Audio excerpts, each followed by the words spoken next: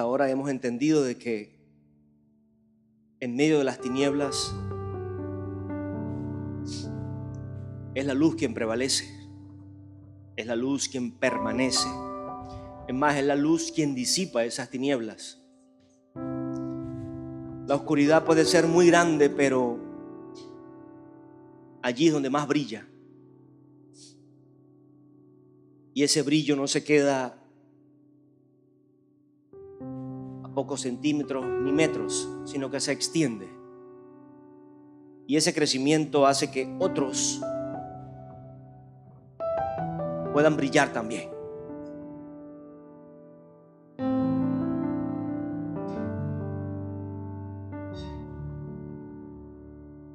Entendiendo durante la semana cuántas fuerzas necesitamos.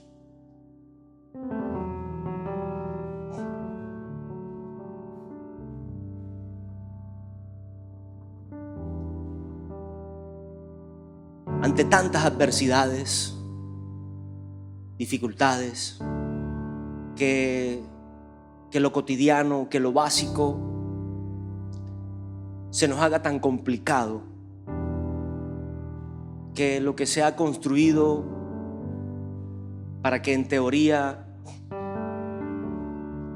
hoy estuviera mejor, no lo tenemos a mano. Quizás hay infraestructura, quizás queda algo de la planificación, pero no hay cómo ejecutarlo, no hay cómo ponerlo al servicio de para quien realmente se construyó, que es para los hombres. Esa es la modernización de una ciudad, ese es el crecimiento de una ciudad. Hablando en nuestro tiempo, porque siempre nos remontamos a la palabra, porque es el consejo perfecto de cómo atender las situaciones en cada tiempo. ¿Por qué? Porque la palabra permanece vigente. Las épocas cambian, los escenarios cambian, las condiciones dadas cambian, pero las crisis siguen siendo las mismas. Hambre, vacíos, falta de perdón, falta de amor, falta de justicia. Sigue siendo la misma necesidad, la misma crisis. Pero en tiempos antiguos, en tiempos medios, en tiempos modernos, con televisión, sin televisión, con radio, sin radio, con cuartos de piedra o con cuartos de drywall, con ventilación o con aire acondicionado, sigue existiendo una crisis. Entonces, es necesario entender cuál es nuestra mayor necesidad. Es necesario captar del tiempo que vivimos, porque si bien nos remontamos en la palabra para el consejo de Dios, tenemos que entender que este es nuestro tiempo. Que usted y yo no podemos vivir en el tiempo de Pablo, que usted y yo no podemos vivir en el tiempo ni siquiera de Jesucristo caminando en la tierra.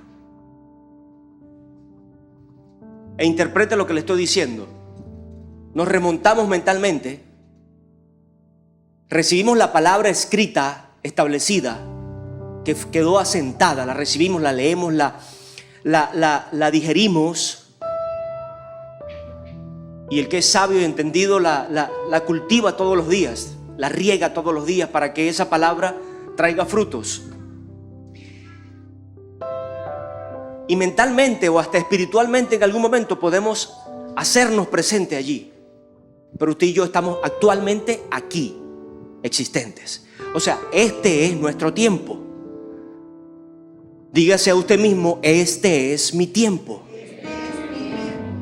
Cuando digo eso entiendo que no tengo otro tiempo. Cuando digo eso, empiezo a entender que no puedo seguir esperando, que no puedo seguir esperando que otro me solucione el problema, que no puedo seguir esperando a que otro me haga feliz, que no puedo seguir esperando a que otro venga y tome decisiones por mí, que no puedo seguir esperando a que otro venga y ocupe el lugar que yo tengo que ocupar. Amén, iglesia. Entonces empiezo a entender que este es mi tiempo y que hay un propósito en mí, porque no vine a este cuerpo, Dios no me planeó, y estoy hablando ya de todo lo que hemos predicado al inicio de este año hasta la fecha actual. Dios no me planeó desde antes que estuviera en el vientre. Dios no me soñó desde antes que estuviera la fundación del mundo para que yo viniera en mi tiempo a simplemente vivir de lamentaciones, a simplemente vivir de lástima, a simplemente vivir de poca fe, vivir de desesperanza. ¿Usted me está entendiendo? Entonces, desde ese punto yo tengo que pararme y poner un freno a los pensamientos, poner un freno a los sentimientos, poner un freno aún a las decisiones que siempre me llevan a la tristeza, a la amargura, al dolor, al desencanto, a seguir siempre en el mismo hoyo, en el mismo hueco, en el mismo ciclo de tristeza y de destrucción, porque finalmente ese ciclo termina en destrucción. Un ciclo es algo que se repite una y otra vez, pero cuando es un ciclo de oscuridad, lamentablemente el final de eso es destrucción y muerte. Y Dios no quiere eso para ninguno de nosotros, y toda persona que predique la palabra de Dios no quiere eso para su iglesia o para la Grey o para a quien le esté predicando. Ese es el evangelio de Jesucristo, y por eso mi Señor Jesús trajo una palabra diferente de parte del cielo, y en ese tiempo fue el paradigma más grande, porque muchos esperaban a Jesús destruyendo naciones opresoras y no rescatando a todo aquel que se humillara y se arrepintiera. Entonces Jesús venía a traer un equilibrio entre un hombre quizás perverso y un hombre aparentemente piadoso. Venía a traer un equilibrio entre el religioso y los gobernantes u opresores. Venía a traer un equilibrio entre hombre y mujer.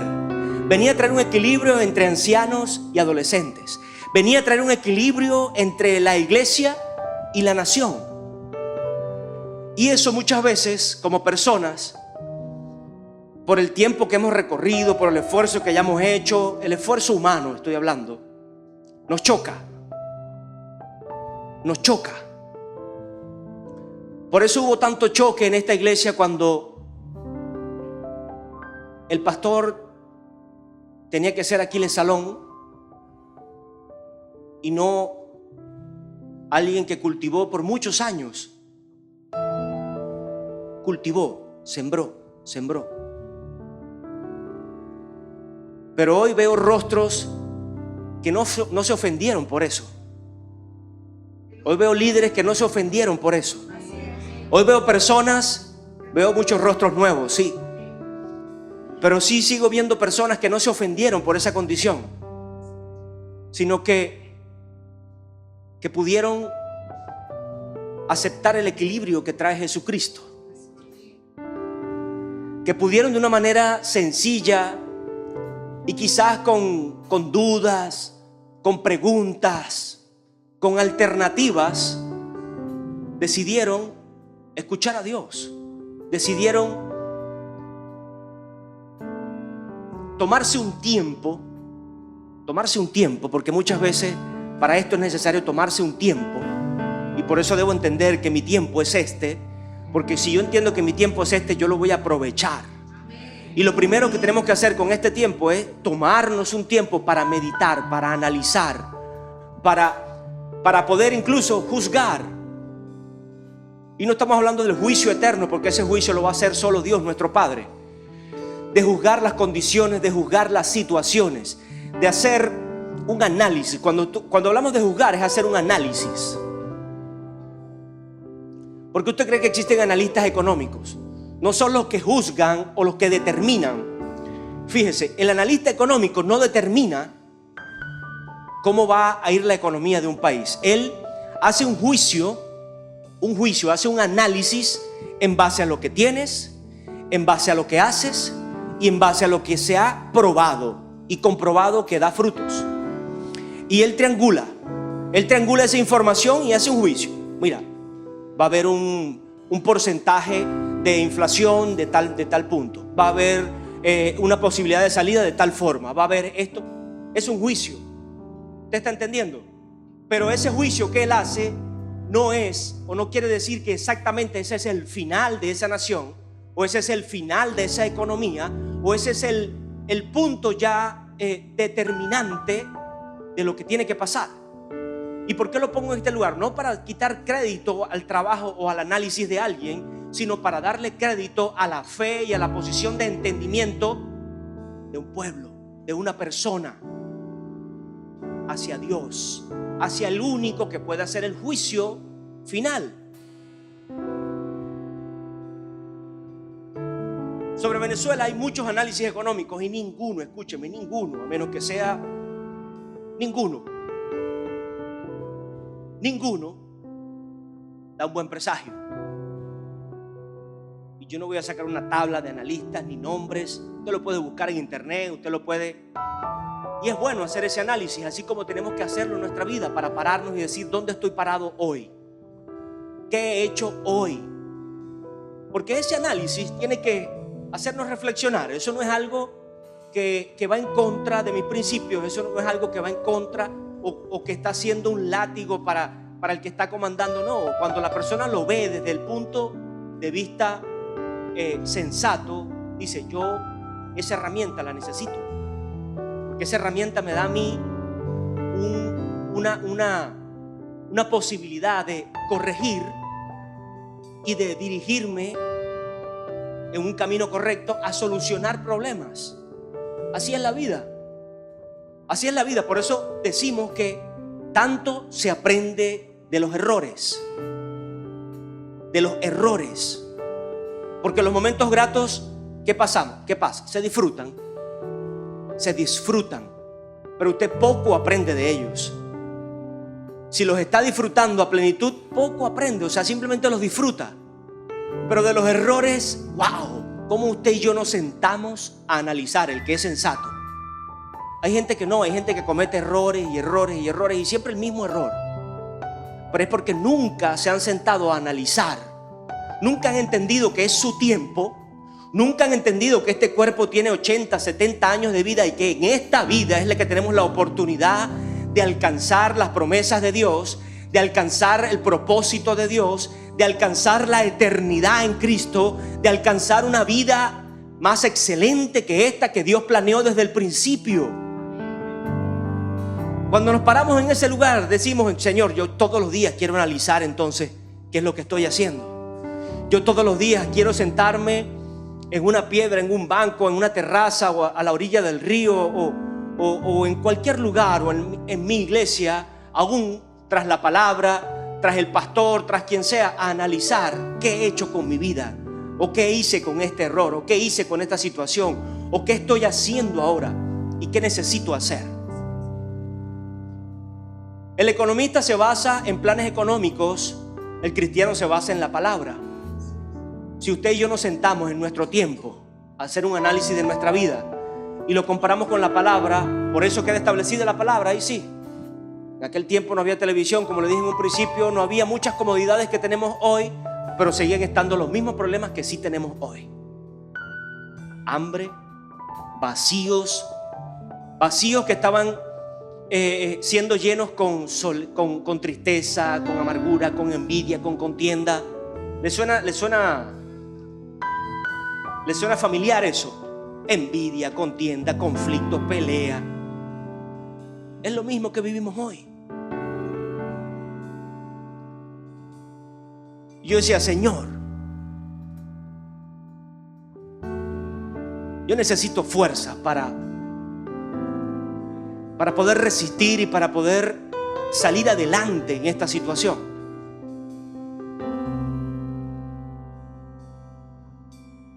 el Señor seguía diciéndome: es mi espíritu. Es mi Espíritu Santo el que te va a ayudar. Es mi Espíritu Santo el que en este tiempo o en cualquier otro te va a enseñar y te va a fortalecer. Veía el viernes que nuestro apóstol Nahum, el apóstol fundador y padre de este ministerio, Nahum Rosario, que está en Panamá, cumplía 73 años.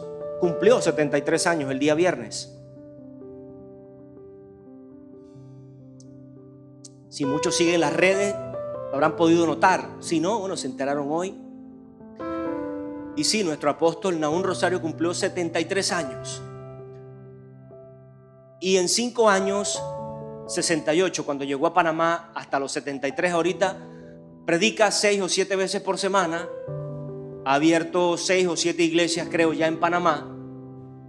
Parte de todo el ministerio que lleva como carga de parte de Dios por el trabajo que ha hecho. 73 años. ¿Cuánta gente de 73 años vemos en Venezuela? Porque en Guayana, que están aparentemente sin propósito, aparentemente ya sin fuerzas, o aparentemente no, visiblemente sin fuerzas, pero sin aparente esperanza, sin una posición de entendimiento, sin saber qué es lo que tienen o qué es lo que deben hacer.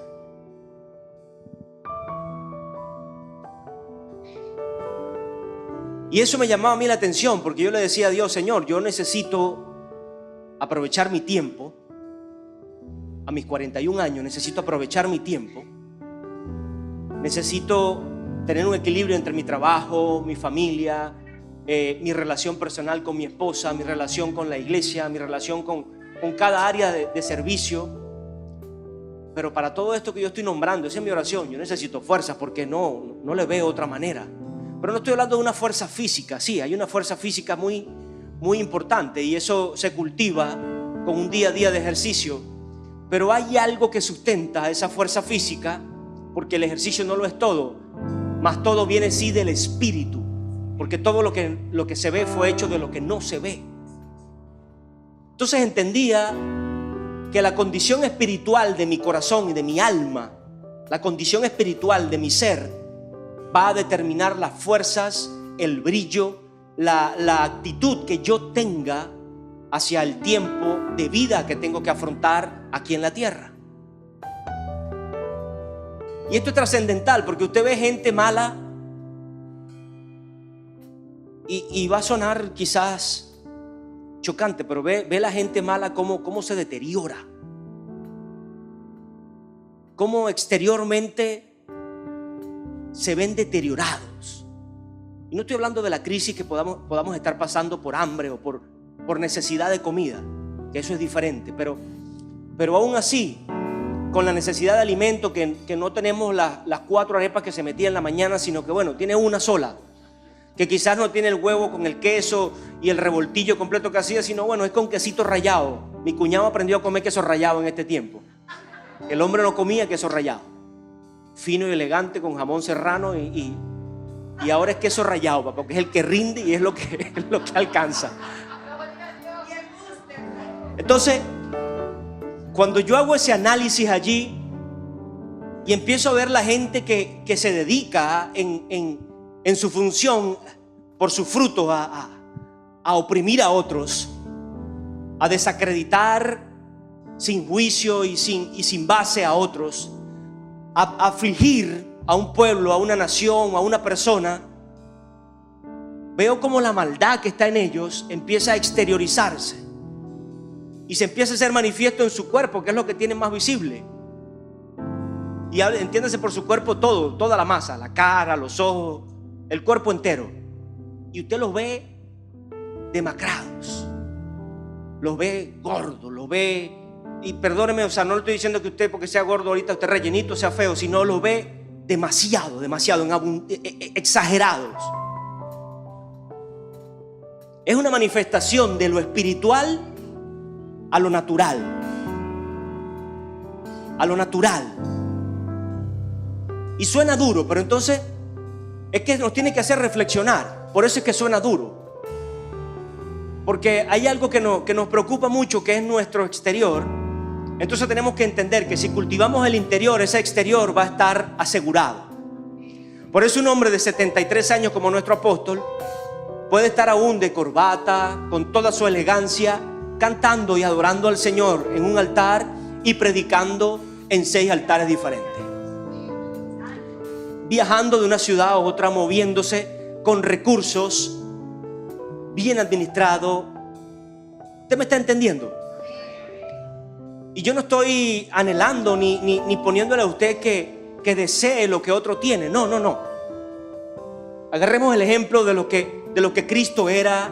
Agarremos el ejemplo de lo que hombres de Dios son. Pero es agarrar el ejemplo, no querer quitarle algo, porque todo eso tiene un precio. Todo eso tiene un precio. Entonces el ponernos a desear las cosas de los demás pensando que las han alcanzado fáciles, nos vamos a frustrar. Ocúpese de su tiempo en alcanzar lo que Dios le ha puesto en sus manos. De que eso que tienes en tus manos brille. De que eso que tienes en tus manos sea excelente. No que sea algo más del montón. No, que sea excelente. De que ese don o ese talento que Dios ha puesto en tus manos sea excelente. De que bendiga a otros. De que dé frutos para tu vida, para la iglesia, para tu casa, para esta nación Venezuela que lo necesita. Todo país lo necesita. Todo país necesita los frutos de la iglesia. Pero en Venezuela estamos en emergencia. Es una emergencia. Más que una necesidad, es una emergencia, es una urgencia. El título del Espíritu Santo es mi fortaleza.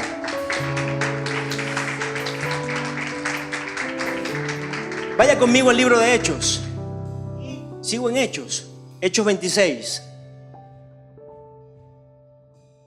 26:19 dice: Pablo obedece a la visión. No se preocupe, no voy a ser largo. Ya he hablado bastante ahorita, o el Espíritu Santo ha hablado bastante, pero quiero dejar puntos o cosas puntuales en esa llenura para que entendamos la necesidad que tenemos del Espíritu Santo, porque Él es nuestra fuerza. Dice: Pablo obedece a la visión, por lo cual, Rey Agripa, no fui rebelde a la visión celestial, sino que anuncié primeramente a los que están en Damasco y Jerusalén y por toda la tierra de Judea y a los gentiles. El primer punto que Pablo establece en su vida es obediencia. Pablo en un principio tenía una obediencia a la ley casi absoluta. Nadie es perfecto. Pablo tendría sus errores inmersos en medio de su obediencia a la ley, pero tenía una convicción y era obediente a esa convicción. Y Pablo tenía esa estructura en él de ser obediente. Mas ahora, cuando tuvo la revelación de Cristo, entendió que estaba siendo obediente a una intención, pero estaba siendo desobediente a la voluntad de Dios. Entonces el Espíritu Santo me revela a mí, como hijo, a quien yo tengo que obedecer. No estoy hablando de un hombre, no estoy hablando de una persona. Hay principios en nosotros, hay principios de hogar.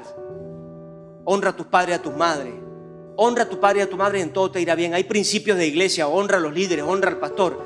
No estoy hablando de esa posición, estoy hablando de algo más, de un nivel más alto. Porque los hombres tenemos errores, pero hay algo que no tiene errores, que es la palabra de Dios, la convicción que Dios trae, la posición que Dios tiene. La posición de Dios no tiene errores.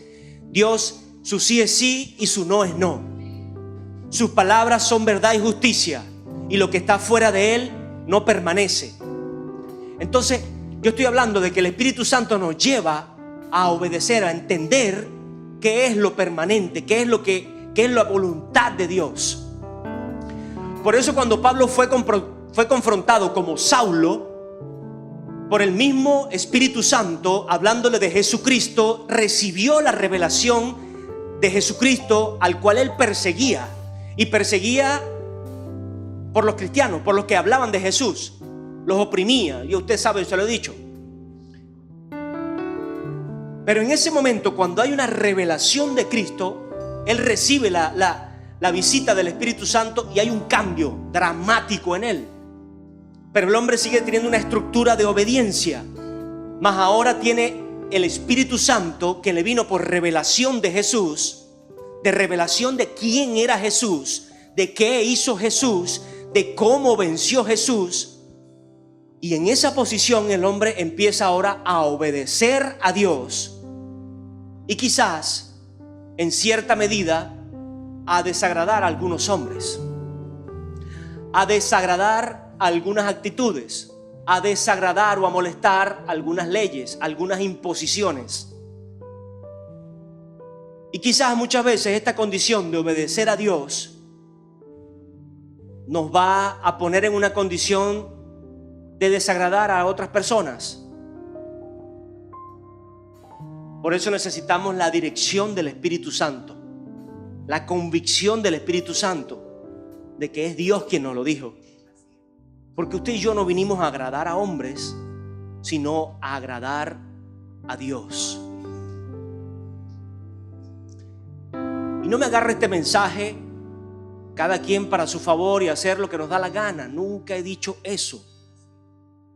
Nunca he dicho eso, porque no estamos hablando de romper las leyes. Estoy hablando de la posición de amor y de justicia que Dios tiene. El Espíritu Santo nos va a motivar y a afirmar cuál es esa posición de justicia.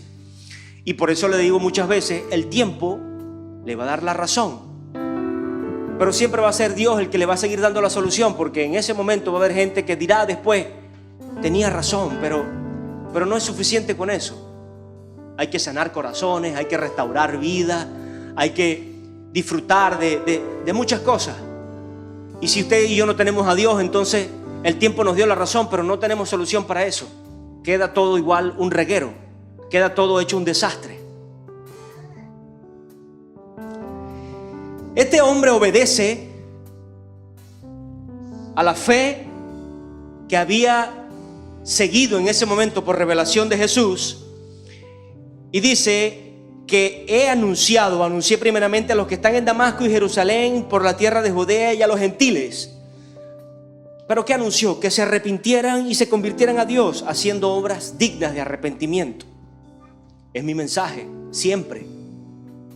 Es allí, no es ser insolente, no es ser agresor a la ley, sino hacer obras dignas de ese arrepentimiento que tengo en mi corazón por lo que hice o por lo que dejé de hacer, que me correspondía. Amén. Entonces esta condición de Pablo debe estar en nosotros.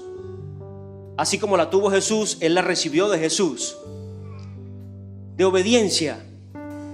Pero entiéndalo ahora y márquelo, no es obediencia a la desobediencia a Dios. Porque hay hombres que están en posiciones que no agradan a Dios y hay gente obedeciéndole a esos hombres. Eso es desobediencia a Dios. ¿Usted me está entendiendo? Cuando siempre le digo, el que ejecuta los mandatos de un desobediente a Dios es el primero que se lleva las consecuencias de esa ejecución. Entonces eso me tiene que a mí traer un despertar, un entender que necesito del Espíritu Santo para saber qué camino seguir, a quién obedecer, qué voz escuchar, en qué lugar estar, en qué posición o qué posición tomar con respecto a lo que sea, política, económica, social, universitaria, de trabajo, en cada área de mi vida, de pareja. Es más, la pareja que vas a escoger, porque Dios te pone, pero tú escoges.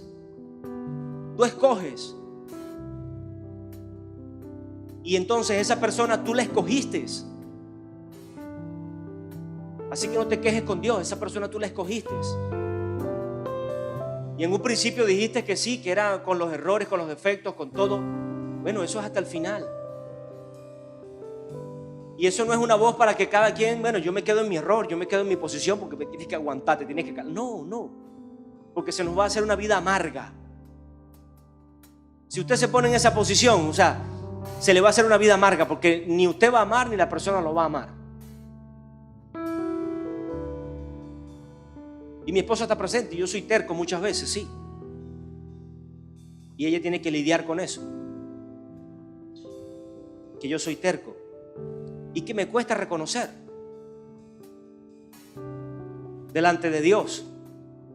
¿Por qué usted cree que me costó 35 años reconocerle a Dios que Él era mi padre?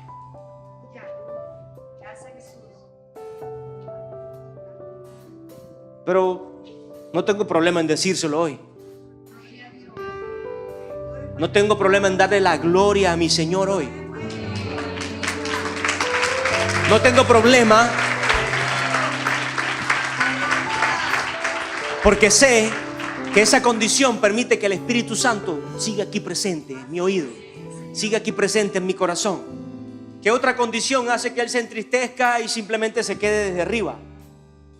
Pero cuando tenemos esa condición de reconocer y de decir y de no tener la vergüenza de esconder nuestras cosas, sino simplemente entender que es Él quien nos ayuda,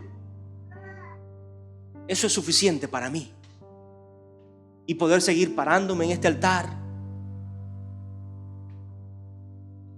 a brindar palabra, a brindar fe, a brindar una posición no encajonada, porque no encajone a los pastores, no encajone al pastor a su conveniencia, a su forma. Usted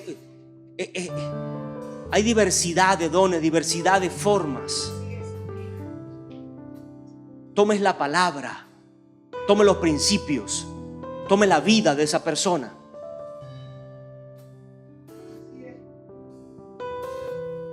Y en medio de ese análisis disfrute y valore entonces su tiempo, el tiempo suyo.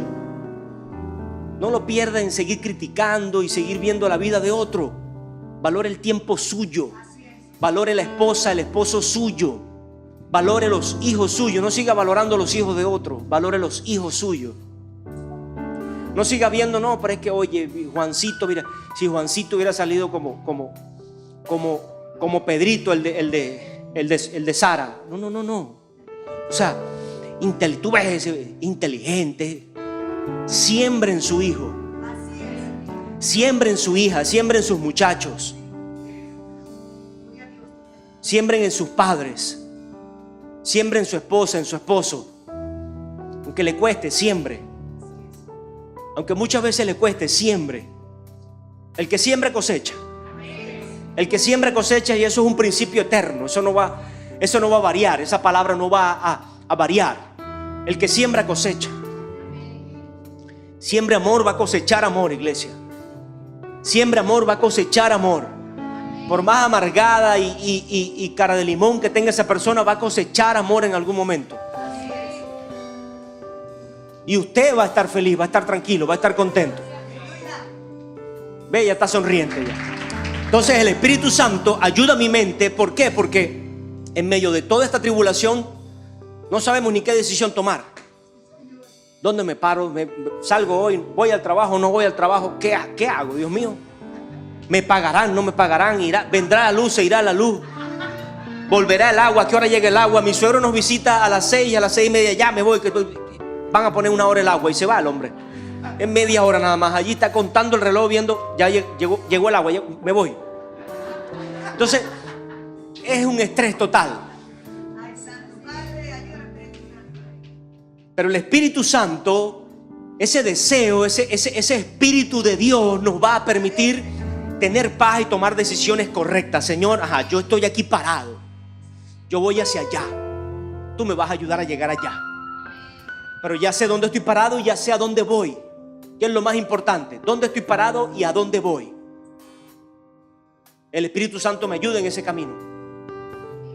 Pablo sabía ya dónde estaba parado y a dónde iba. Y en obediencia entonces, eso lo ayudaba a obedecer. Eso lo ayudaba a obedecer y a decir: no, Señor, yo no me muevo ni a derecha ni a izquierda. Obedezco tu palabra.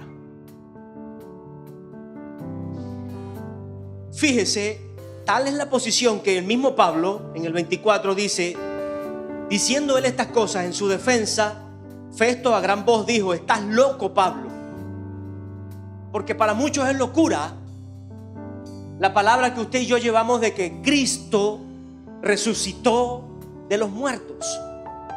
Por eso algunas religiones quisieron ablandar el caso y decir: bueno, Jesús era un profeta más, Jesús fue un Mahoma más, Jesús fue un Buda más, Jesús fue un líder más, Jesús fue una persona eminente, sí, pero no había nada sobrenatural en él. Olvídese de esto, Jesús es sobrenatural. Ese nombre es tan sobrenatural que los demonios tiemblan. Es más, huyen y se meten en un cochino para que el cochino corra y se lance por un barranco antes que estar cerca de Jesús. Así es la condición tan sobrenatural de ese nombre. Así que cuando yo me paro en mi casa en el nombre de Jesús, con autoridad, iglesia, porque Jesús nos dio esa autoridad por fe, porque solo hay que creer, nos dio esa ventaja, es gratis, por fe, solo hay que creer, y esa medida de fe Dios nos la dio desde el principio, pero tenemos que quitarle el polvo, tenemos que desempolvarla con autoridad. En el nombre de Jesús, las tinieblas huyen, las tinieblas se disipan, las tinieblas no pueden prevalecer en tu casa, en tu vida, en tu corazón, en tu familia, en las circunstancias que estés pasando. Porque hay circunstancias que son de tinieblas y hay otras que están envueltas o que las tinieblas las quieren envolver. Porque de cada situación hay un aprendizaje. Hay cosas que son consecuencia de algo mal que sembramos y hay otras que son parte de la vida. Porque nada es fácil. Pero fíjese, o sea, Pablo estaba predicando y él sabía ahora que estaba en el lugar correcto, pero por eso entonces ahora iba preso. Por eso estaba en un juicio, estaba en un juzgado y estaba ante el rey. Y estaba ante el rey Agripa. Y esa condición nos puede poner a nosotros en duda y decir: bueno, me conviene decir que Jesús resucitó. Me conviene hablarle a esta gente tan, mire, es que fue mi líder, es que hizo esto. No, Jesús resucitó para salvarte a ti, Agripa, para salvarme a mí, para salvarte a ti, iglesia, para salvarme a mí. Cuando usted le habla a alguien: mira, Jesús resucitó para salvarte a ti, para salvar tu casa, para salvarme a mí, rescatarme, que estuviera hoy presente diciéndotelo. Para unos es locura. Para algunas naciones desarrolladas eso es blasfemia, eso es ofensa, eso es invasión a la privacidad de la persona. Y usted puede ir preso por estar predicándole y hablándole a la gente de Cristo. No va preso, tal es la tiniebla, que no va preso por protestar los homosexuales, pero se levanta un cristiano a decir algo, preso. Y los homosexuales tienen derecho a manifestar y a levantar pancartas y a cerrar las calles, pero los cristianos se levantan, van presos. Usted me dirá: si no hay crisis también. Hay crisis también. No de las mismas, no de la misma condición natural, pero sí la espiritual, porque va a seguir habiendo vacíos que solo Jesús puede llenar. Y si no hay quien les predique, ¿cómo van a llegar a los pies de Cristo? Yo me hacía esa pregunta ayer y le decía: Señor, aquí hay gente que te está escuchando. En este país hay gente que tiene hambre y sed de ti. Y lo hemos visto en las calles, porque cuando el evangelio cambia, sale, la gente quiere escuchar. Indudablemente nació la sopa, nació la ayuda física, porque hay una necesidad palpable en las personas, y muchas con el estómago vacío ni escuchan, porque tienen 3, 4 o 2 días sin comer y es muy difícil escuchar, y por eso nace una condición de ayuda. Pero lo fundamental es esa palabra de vida que usted y yo llevamos, y aquí se permite hacer, aquí estamos haciéndolo. Entonces, ¿cómo no entender que hay gloria en eso?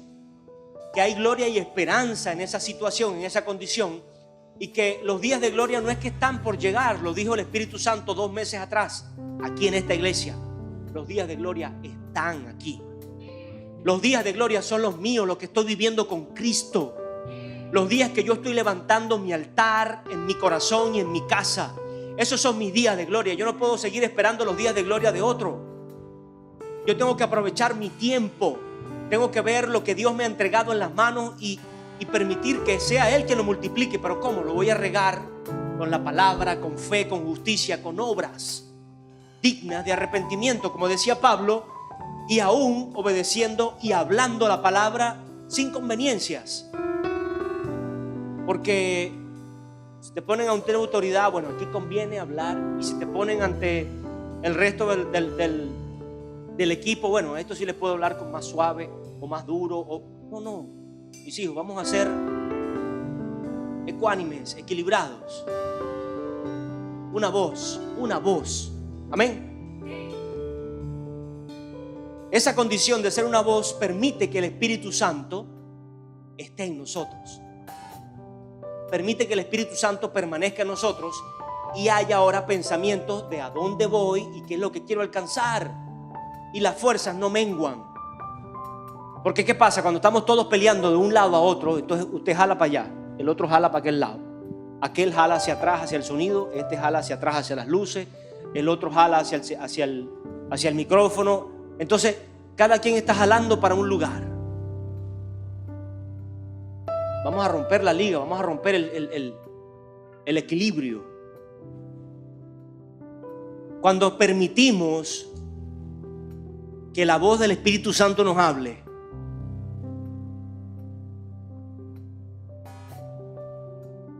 entonces podemos a una sola voz nosotros seguir una dirección. Ya no siendo borrego, porque usted tiene el Espíritu Santo que le ha confirmado. Ya no siendo borrego, el Espíritu Santo le ha confirmado la posición y el lugar correcto. La posición que debe tomar y el lugar correcto donde debe estar.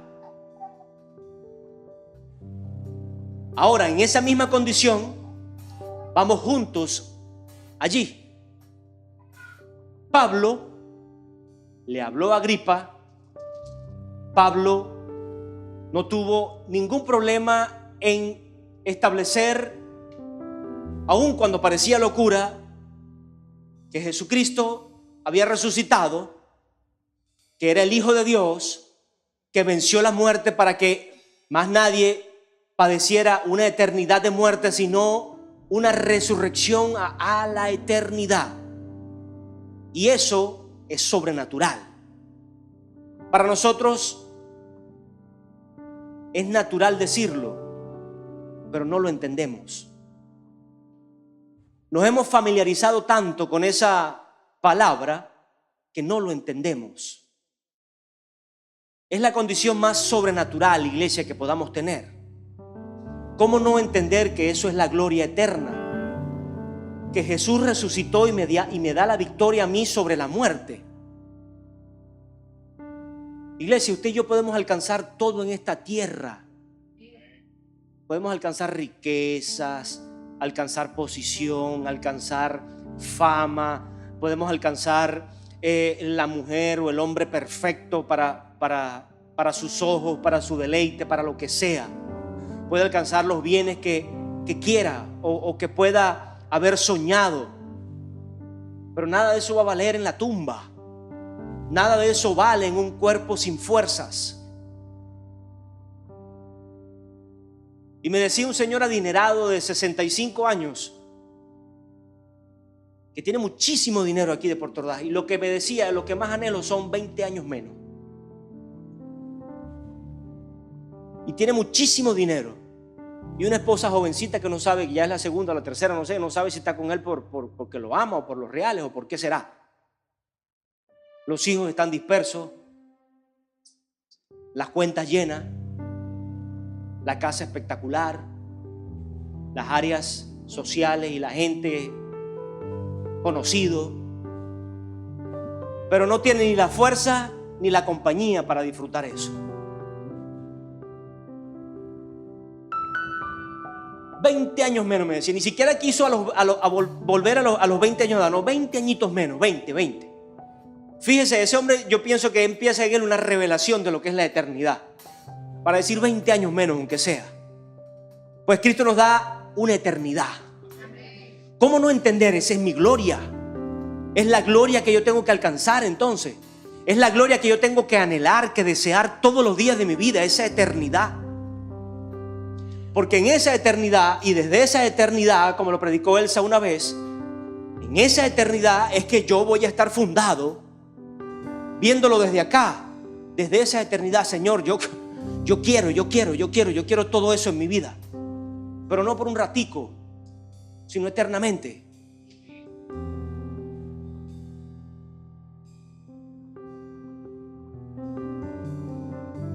Padre Santo, Pablo no divagó, le ofrecieron muerte, simplemente apeló a otro juicio, a alguien más arriba. En este juzgado no lo encontraron. Mire, por loco no lo voy a matar, dijo Agripa. No encuentro en él. Es más, Agripa dice, casi me convences con tu palabra. Y Pablo le dice, ¿sabe lo que le dijo? Bueno, quisiera Dios que por poco o por mucho, no solo tú, sino todos los que están aquí se convencieran.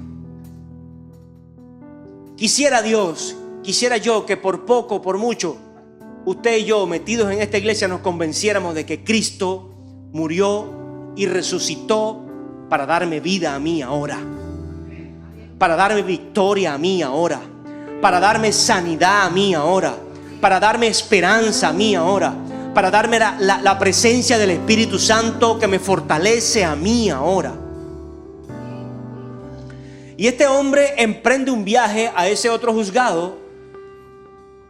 Y fíjense, quiero cerrar con esta posición, porque esa condición de escuchar al Espíritu Santo sí nos lleva a obedecer entonces voces de hombres que estén bajo la dirección del Espíritu Santo, a obedecer voces correctas. Y Pablo, en su viaje, hay un fragmento donde en el 27:9 dice, Pablo, veo, en el 27:9 dice, como habíamos perdido mucho tiempo y era ya peligrosa la navegación por haber pasado ya el ayuno, Pablo los amonestaba diciéndole, veo que la navegación va a ser con perjuicio y mucha pérdida, no solo del cargamento y de la nave, sino también de nuestras vidas. Empieza el análisis que el hombre interior hace de la situación. Empieza Pablo a ver como navegante la condición de la condición climática, la condición de la embarcación, de todo. Dice, esto no espera nada bueno. Veo que esto se va a hundir prácticamente, se va a perder la nave y nosotros con esto. Pero fíjese que más adelante la posición de hombre de Dios, de escuchar a Dios, dice en el 22, pero ahora os exhorto a tener buen ánimo. Esto es en medio del mar. Pues no habrá ninguna pérdida de vida entre vosotros, sino solamente de la nave. No sé qué está pasando en Venezuela hoy, no sé qué está pasando en tu casa hoy, no sé qué está pasando en el mundo entero hoy, pero cosas materiales se pueden perder.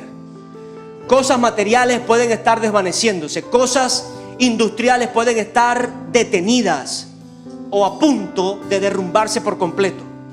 Pero el Espíritu Santo le estaba diciendo a Pablo, en medio de la embarcación, en medio de la empresa, en medio del negocio, en medio de ese plan familiar, en medio de lo que él estaba llevando, así como tú y yo lo estamos llevando hoy, porque cada uno tiene una empresa que está llevando, cada uno tiene un lugar de trabajo, cada uno tiene una familia que está arreando, cada uno tiene aún su propia persona que está impulsando a servir y a honrar a Dios. Pues Pablo, el Espíritu Santo le estaba hablando y le dijo, se podrá perder esto, pero ninguno, tú ni ninguno se va a perder. Ni tú ni ninguno se va a perder. Pues esta noche ha estado conmigo el ángel de Dios, quien soy y quien sirvo. Y me ha dicho, Pablo, no temas. Es necesario que comparezcas ante César, Además, Dios te ha concedido todos los que navegan contigo. Eso es lo que hace mi Señor ante un hombre que le sirve y le honra. Eso es lo que hace Dios ante un hombre que le sirve y le honra. Ni tú ni tu casa se van a perder. Ni tú ni tu iglesia se van a perder. Ni tú ni tu parentela se va a perder. Ni tú ni tus hijos, ni tu esposa, ni tu familia se va a perder. Eso es lo que hace una iglesia que se para con esta palabra en medio de un país en crisis, con hambre y sed de justicia, y nos paramos con la palabra correcta a decir: nada ni nadie se va a perder. ¿Se han perdido empresas? Sí. ¿Se ha perdido dinero? Sí. ¿Se ha perdido oro, bienes materiales? Sí, es verdad. Pero ninguno va a perecer. Pero ninguno va a perecer. Eternidad, iglesia, eternidad. ¿Por qué? Porque hay gente predicando la palabra. Pastor, pero hay gente muriendo. Pero con Cristo en el corazón nadie muere. Iglesia, hay una condición natural en nosotros como hombres de carne. Vamos a un deterioro y a una muerte. Hay gente que lo adelanta por su maldad. Hay gente que le adelanta esa situación a otros por la misma maldad, porque se hacen daño a ellos y hacen daño a los demás. Pero la palabra que tú y yo llevamos no solo detiene eso, sino que hace que retroceda y que la maldición desaparezca y venga la bendición de la eternidad.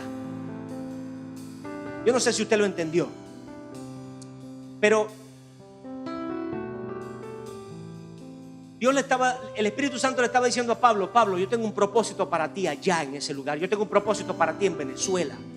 Yo tengo un propósito para ti donde te estoy llevando, donde te dije que fueras.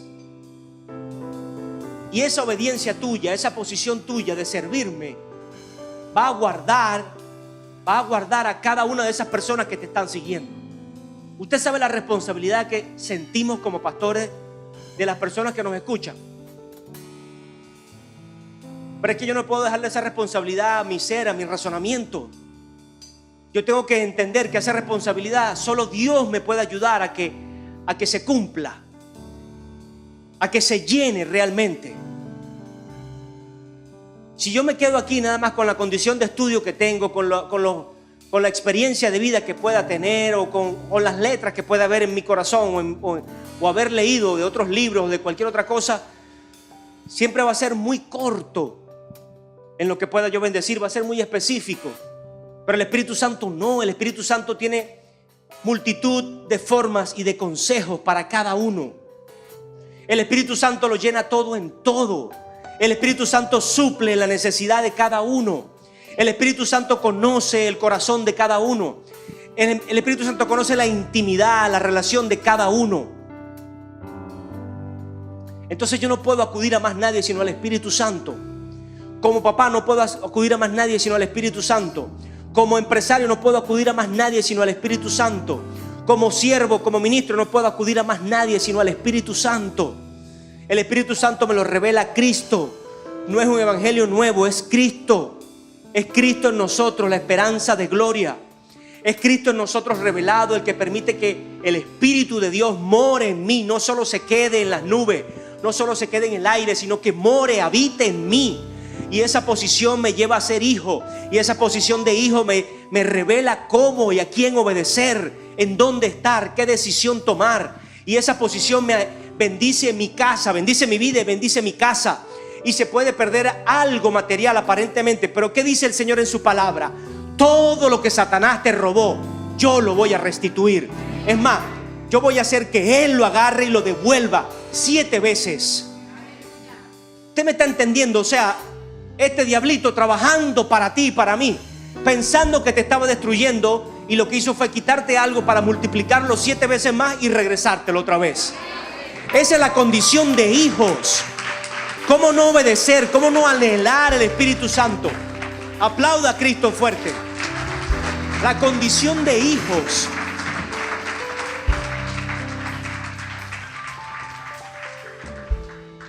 Si a usted le duele en su casa, usted va a anhelar el Espíritu Santo. Si a usted le duele en sus hijos, usted va a anhelar el Espíritu Santo. Si Si a usted le duele su matrimonio, usted va a anhelar la presencia del Espíritu Santo en su matrimonio.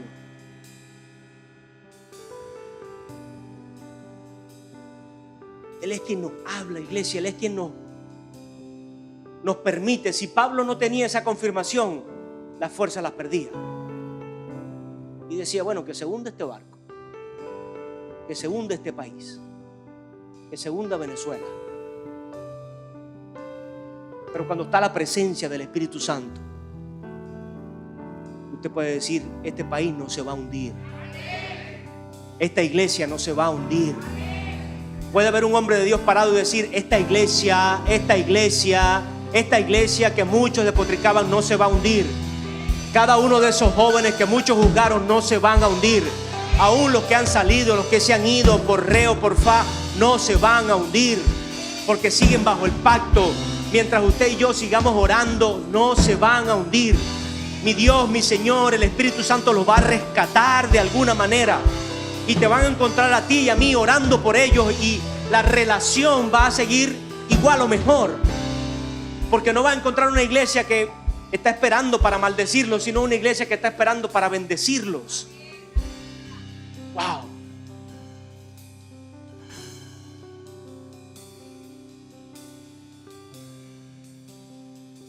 Esa presencia